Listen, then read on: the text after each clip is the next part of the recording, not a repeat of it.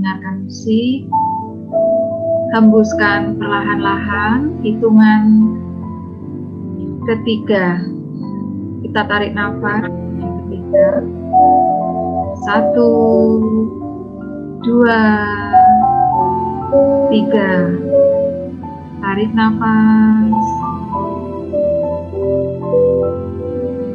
Tarik nafas. Kita hembuskan.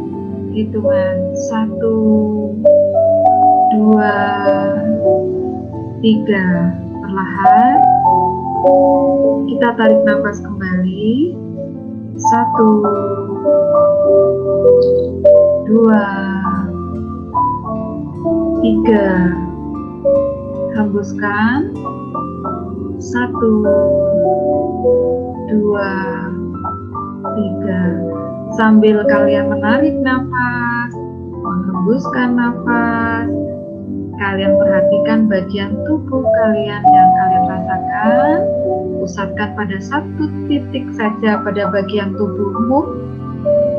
Apa yang kamu rasakan, entah itu dalam pikiranmu, dalam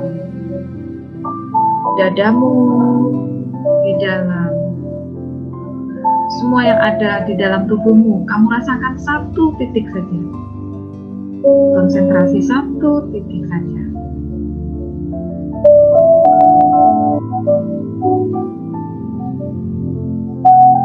Perasaan, kecemasan, ketakutan, dan segala sesuatu yang kalian rasakan pada saat ini.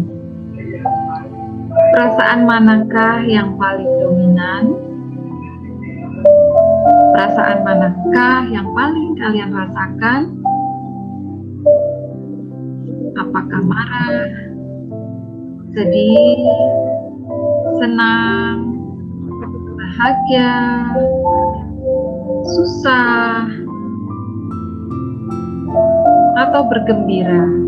Tarik nafas lagi. 1, 2, 3. Lebih dalam. Lebih dalam. Hembuskan. Perlahan-lahan. 1, 2, 3. Sekali lagi kita lakukan. Tarik dan buka perlahan-lahan mata kalian. Selesai.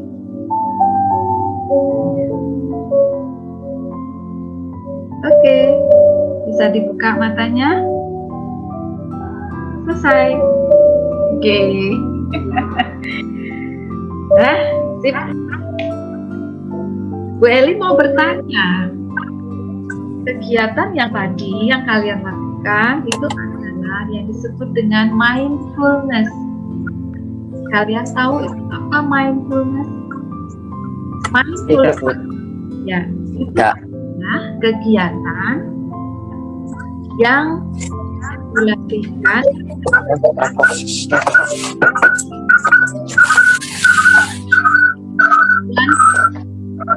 Oke, di silent dulu ya semuanya ya.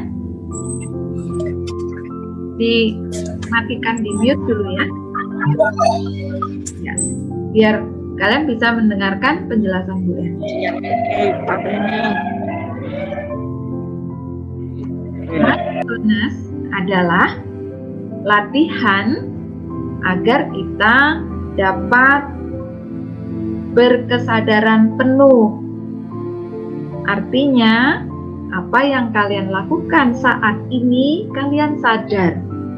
Ada diri kalian, kalian sedang apa, kalian punya perasaan apa, semua kalian rasakan. Kalau sebelumnya kalian melakukan banyak kegiatan, sampai akhirnya kalian tidak bisa fokus pada satu kegiatan. Nah, dengan kegiatan mindfulness ini, latihan seperti ini, kalian bisa mendapatkan kesadaran penuh. Ya, maksud dari kegiatan ini adalah Bu Eli ingin mengajak kalian untuk berlatih ketika kalian merasakan ketegangan, Ketika kalian merasakan kecemasan, ketika kalian merasakan ketakutan, ketika kalian merasakan kebahagiaan, kalian bisa melakukan kegiatan ini, berlatih. Hanya berdiam diri, menarik nafas, hembuskan, menarik nafas, hembuskan perlahan-lahan. Kemudian kalian fokus pada tubuh kalian, bagian mana? Satu saja, misalnya bagian perut, atau bagian dada, atau bagian kepala. Satu saja yang kalian jadikan perhatian. Terus seperti itu, sehingga nanti kalian bisa mendapatkan konsentrasi yang lebih baik.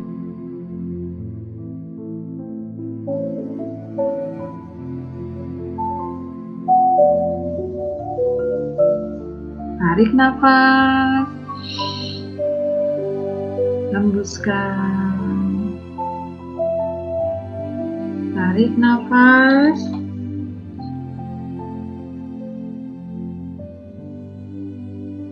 hembuskan.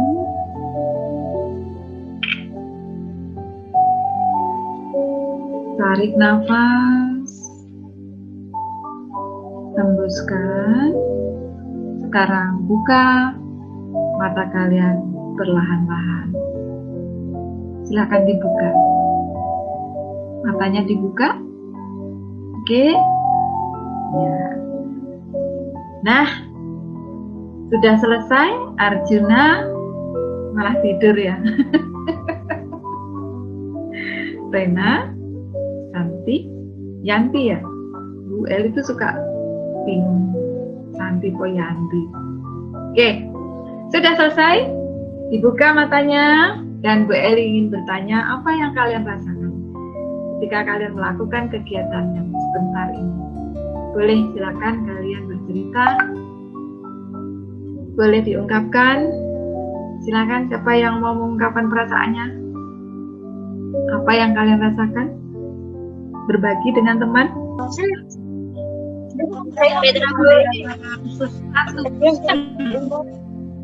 Petra, belum siap. Yang jauh, Mike. Hai, gimana kabarmu menjauh di sana, Mike? Gimana, sehat? Sehat, Bu. Iya. Kapan kamu kembali ke Boro? Belum tahu. Apa lagi nyari uang? Selamat pagi. Punya apa lagi nyari uang? Ya, silakan Mike. Tambah lemoy, Mike. Mike bercerita apa yang dirasakan. Mike, tambah lemu. Ayo Mike, cerita. Aduh, itu mana sudah gendut kayak. Gendut. Apa yang dirasakan Mike? Yang saya rasakan adalah perasaan tenang. Nah, satu tenang. Lagi Mike? Ayo, Mike.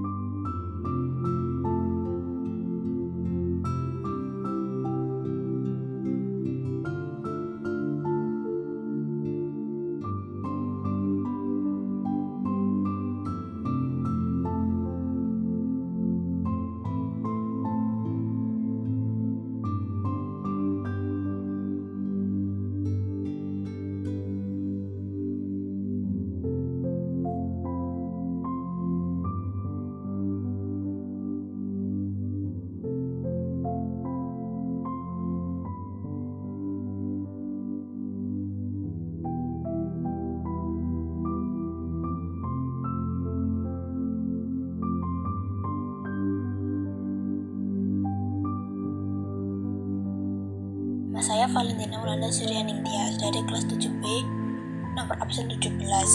Peristiwa bencana banjir terjadi ketika aliran air yang berlebihan merendam daratan. Penyebab bencana banjir antara lain penebangan pohon secara liar, membuang sampah sembarangan, daerah dataran rendah. Sebelum air memenuhi rumah-rumah warga, kita harus memantau informasi seputar bencana banjir, pahami rute evakuasi, dan persiapkan dokumen penting di tempat yang tinggi. Matikan aliran listrik. Saat terjadi banjir, waspada terhadap arus bawah dan tempat yang tergenang air. Jangan mengemudi mobil di wilayah banjir. Saat banjir sudah reda, kita harus waspada saat membersihkan rumah karena biasanya banyak hewan yang ikut hanyut ke bawah arus air. Hindari lokasi yang terkena bencana. Dengarkan berita atau informasi mengenai kondisi air.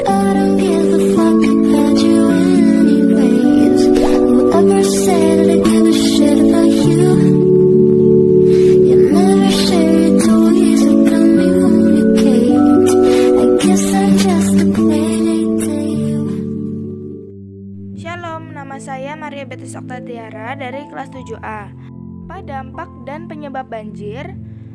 Penyebab banjir adalah membuang sampah sembarangan, penebangan hutan, dan kurangnya resapan air. Dampak banjir adalah merusak rumah, penduduk, dan kendaraan-kendaraan. Mitigasi banjir adalah membuat selokan, tidak membuang sampah sembarangan, dan menyimpan dokumen-dokumen penting di tempat yang aman. Sekian, terima kasih.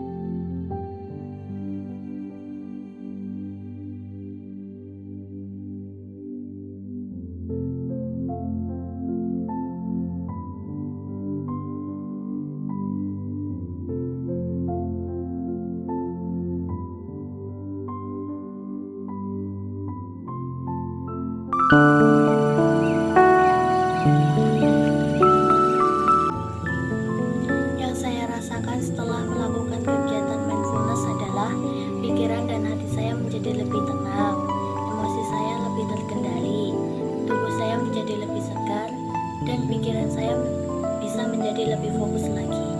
Demikian ungkapan perasaan saya setelah mengikuti kegiatan mindfulness. Terima kasih.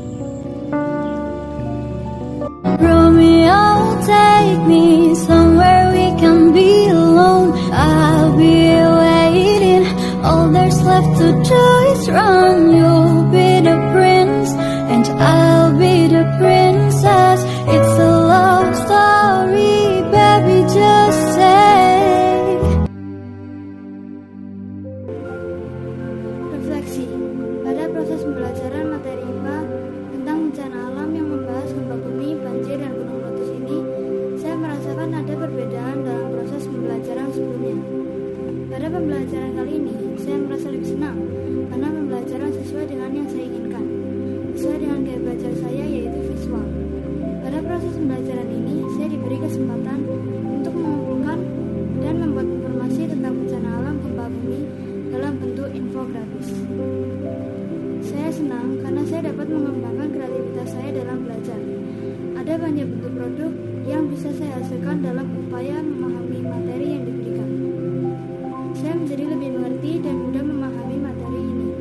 Selain itu, pada proses pembelajaran ini, saya diajak untuk melakukan kegiatan stop, yaitu kegiatan menarik nafas, mengembuskan, dan mencoba fokus pada kesadaran diri sebelum kemudian saya melakukan aktivitas berikutnya. Tujuan saya diajak berkegiatan ini adalah agar saya bisa memiliki kesadaran penuh dan menyadari diri sepenuhnya. Manfaat yang sangat besar yaitu saya bisa menjadi lebih tenang, pikiran menjadi jernih, bisa lebih fokus, dan ada perasaan senang. Selain itu, pada proses pembelajaran ini, saya berlatih untuk berinteraksi dengan teman-teman dan berdiskusi dengan guru. Semoga proses pembelajaran berikutnya akan seperti ini lagi. Terima kasih.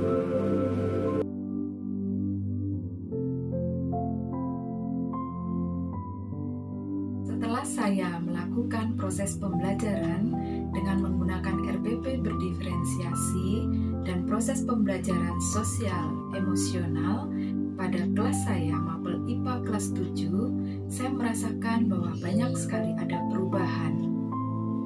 Yang pertama adalah bahwa proses pembelajaran ini sangat membantu bagaimana anak bertumbuh di dalam kesadaran penuhnya bahwa mereka melakukan apa yang mereka lakukan dengan sadar dan seutuhnya.